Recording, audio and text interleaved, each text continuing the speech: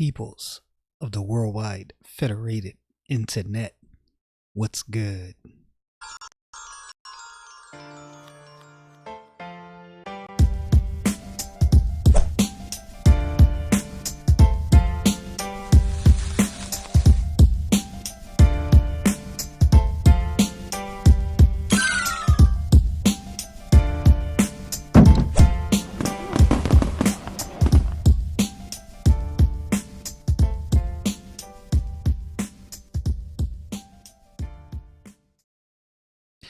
Every moment that I read through the book of Genesis, when I get to those places where I read something and I think to myself, man, why did he do that? Or why did she do that?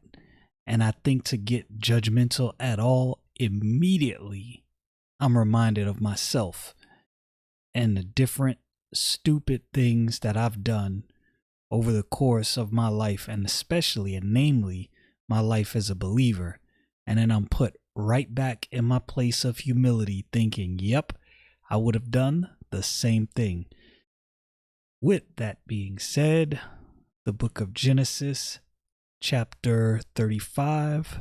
Let's get into this. All right. So we know what happened with Dinah and Shechem and what Jacob's sons have done. And so now, and God said unto Jacob, arise, go up to Bethel, and dwell there, and make there an altar unto God that appeared unto thee when thou fleddest from the face of Esau thy brother. And so as I was, looking through this as I do, I said, what happened in that instant? And why did God tell him to go back there? What was the purpose? So you might have forgot what happened. It was some videos ago that I read through this. So I'm going to go back to it. The book of Genesis, chapter 28. I'm going to start at verse 10 and go down to verse 22. And Jacob went out from Beersheba and went toward Haran. And he lighted upon a certain place and tarried there all night, because the sun was set. And he took of the stones of that place and put them for his pillows, and lay down in that place to sleep. And he dreamed, and behold, a ladder set upon the earth, and the top of it reached to heaven, and behold, the angels of God ascending and descending on it. And behold, the Lord stood above it, and said, I am the Lord God of Abraham thy father, and the God of Isaac. The land wherein thou liest, to thee will I give it, and to thy seed. And thy seed shall be as the dust of the earth, and thou shalt spread abroad to the west, and to the east, and to the north, and to the south.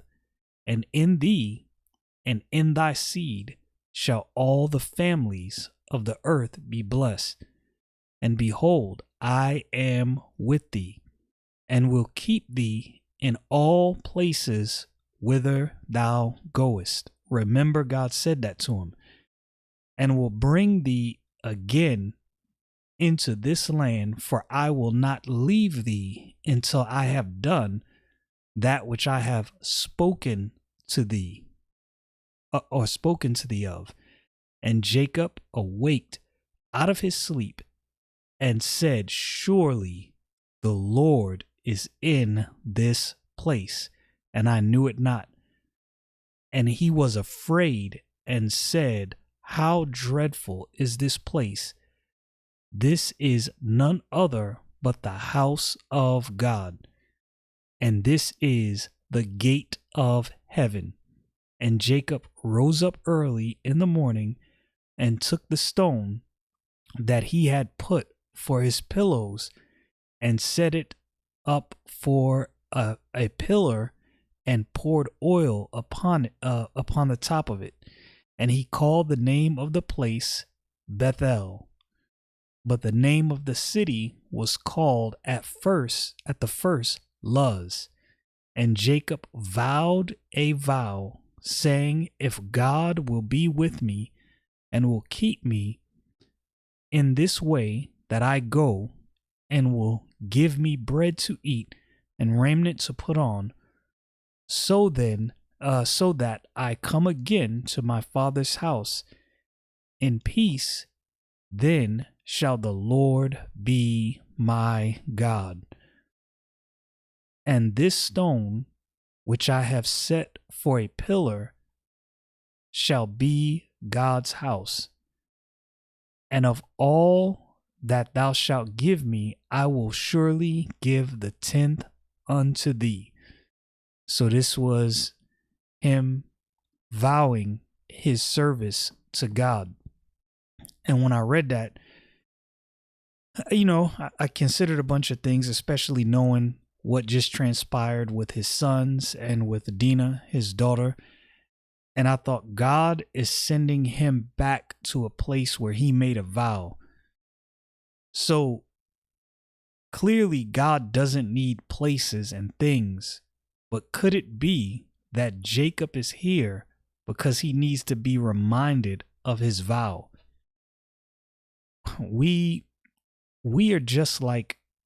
People are just like toddlers and children in reference to God, how we react. You can tell a kid something. You can tell them not to do something. You can tell them not to touch something, not to go somewhere, not to say something.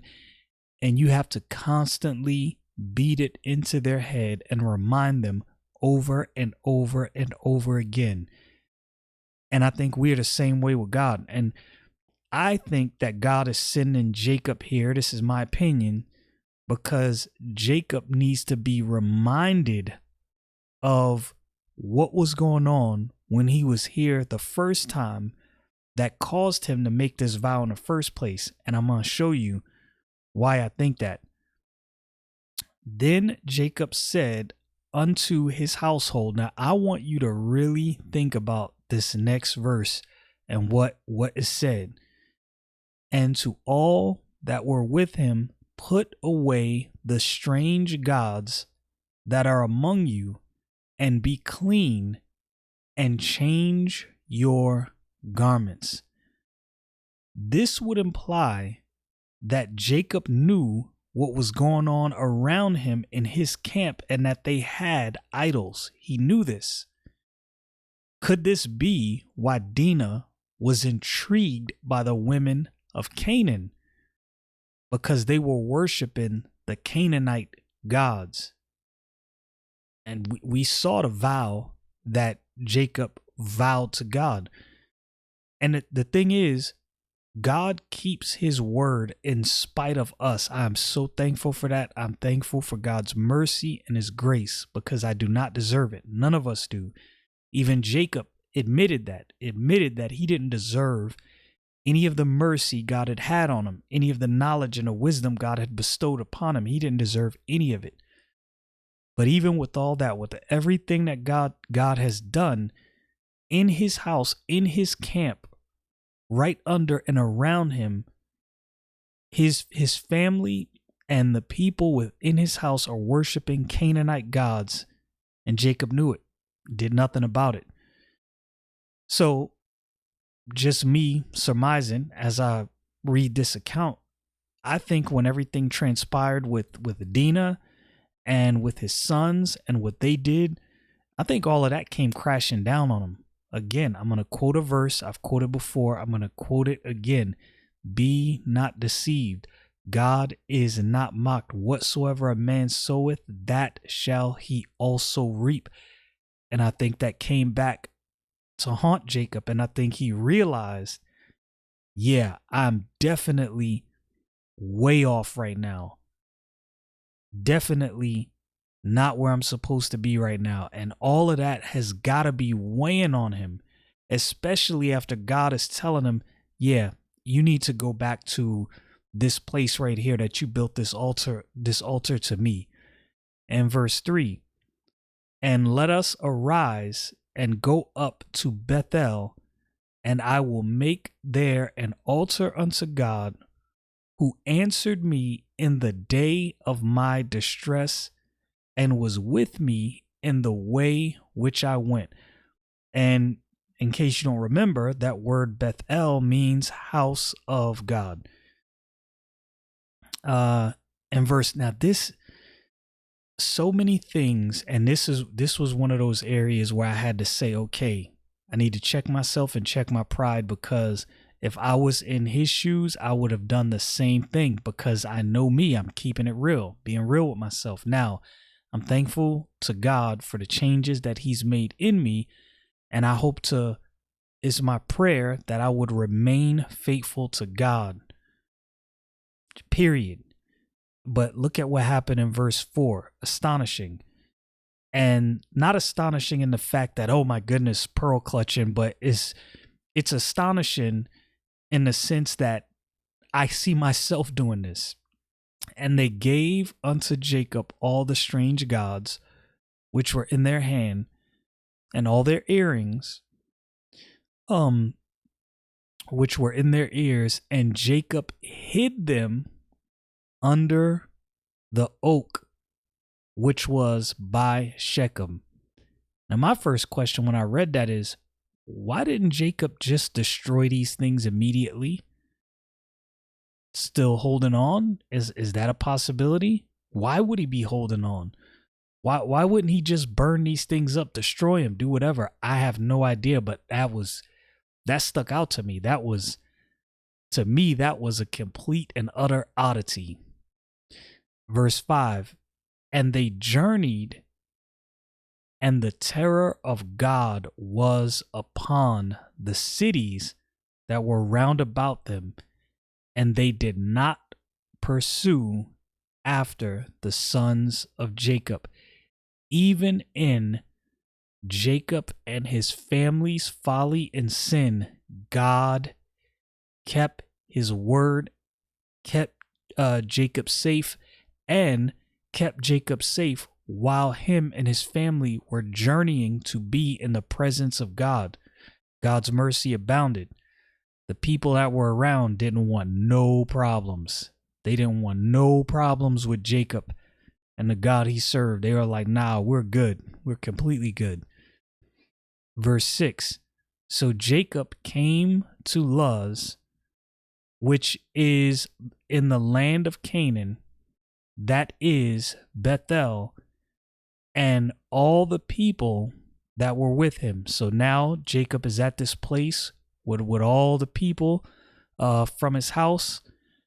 And verse 7, and built an altar and called the place El Bethel, because there God appeared unto him when he fled from the face of his brother. Now, that name is a little different and a little more unique than the first name he gave the place. And that place is the God.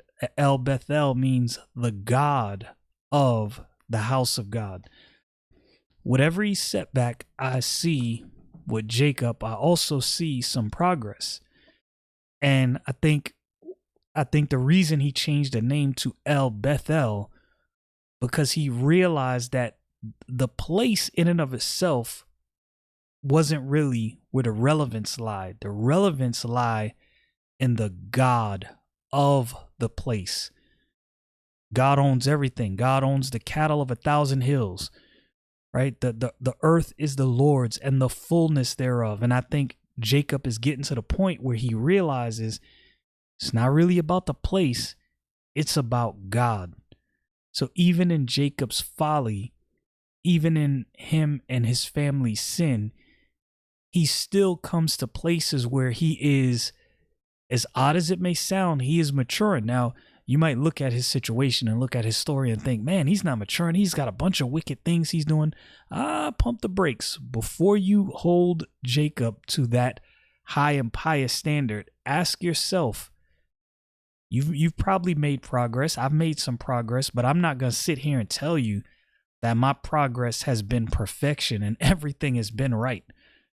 If my life story was told as we're getting the account of Jacob, you would be reading it and seeing similar things and going, yo, but God just did this, but why is he now doing it? Like, yo, what the heck is going on? This is how we are. This is exactly why you must walk in the Spirit.